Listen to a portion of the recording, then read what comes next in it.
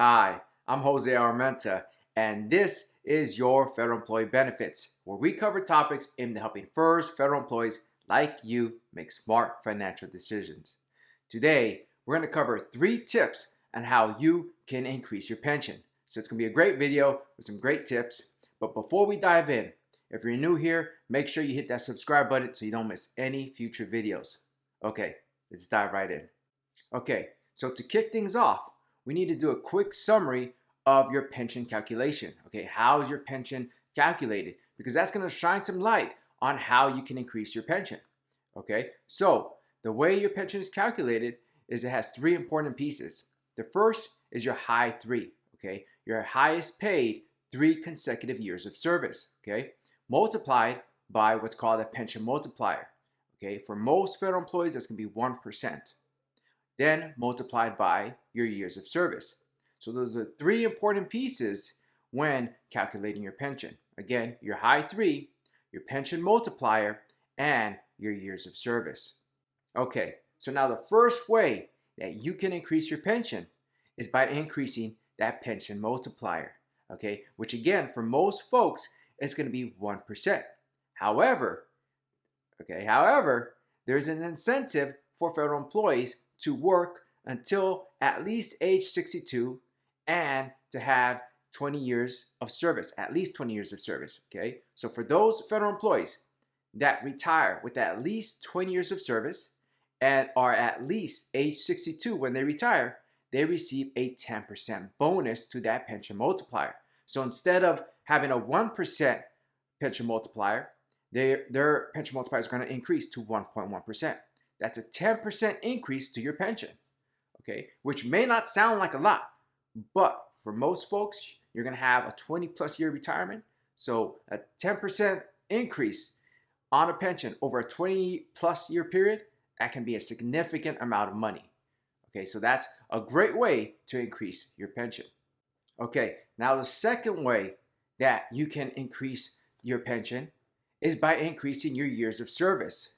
Now, this is not going to apply to everyone, but a lot of federal employees, I believe the last time I looked at the numbers, it was 1/3 of the federal workforce are veterans. Okay, so if you are a veteran, buying back your military service is a great investment for most folks, right? For a small portion, it may not make sense financially.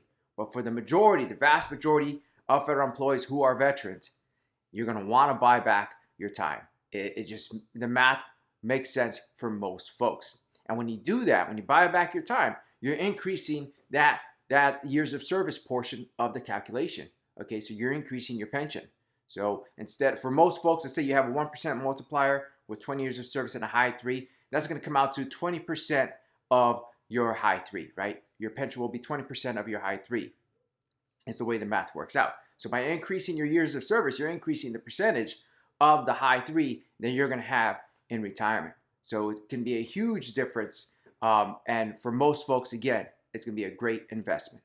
Okay, and the third and final tip for how you can increase your pension is, again, increasing years of service. But now this applies to folks who are not veterans, okay, both veterans and non-veterans.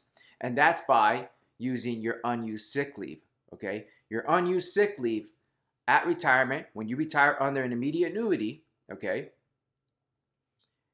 is credited to your years of service.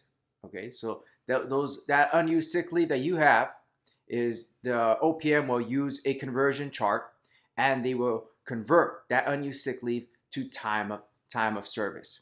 Okay, so increasing again those years of service and increasing your pension. Now, a quick note here is that you can't use that unused sick leave to meet retirement eligibility. Okay, meaning that that's one of the retirement eligibilities. There's a few, but one of the retirement eligibilities for this example, let's say, is being at least age 60 and having 20 years of service.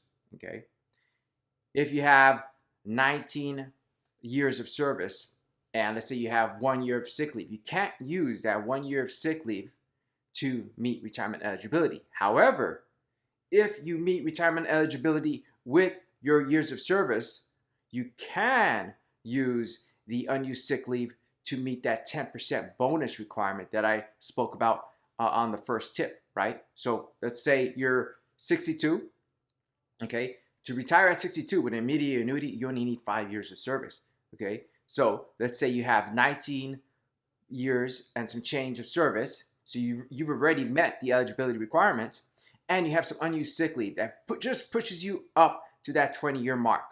Well, the unused sick leave, you have now used it to meet that 10% bonus because again, you're 62 and now you have 20 years of service with that unused sick leave plus your 19 plus change of original years of service, and now your pension multiplier is going to increase to that 1.1%. Okay, so just something to be aware of, and those are the 3 tips for how you can increase your pension. Okay, I hope you found this video helpful. If you did, hit that like and subscribe button. That's the best way to support this channel. And I'm going to put a link down below for some related videos. Okay, if you want to dive into some of these tips a little deeper, I'm going to put some links down below. Until next time, I'm Jose Armenta. Take care.